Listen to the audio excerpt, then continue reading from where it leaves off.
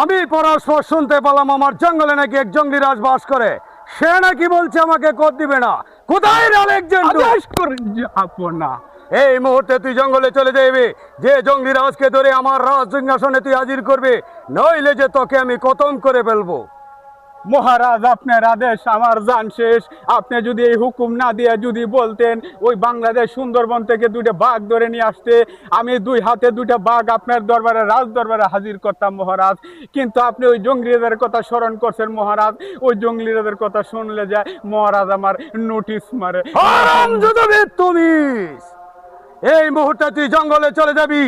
গিয়ে জঙ্গলি রাজকে তুই যে অবস্থায় পাবে আমার সামনে হাজির করবে, নইলে যে আমি তোকে খতম করে ফেলবো। মহারাজ, আমি এই মুহূর্তে চলে যাচ্ছি ওই জঙ্গলের মাঝে।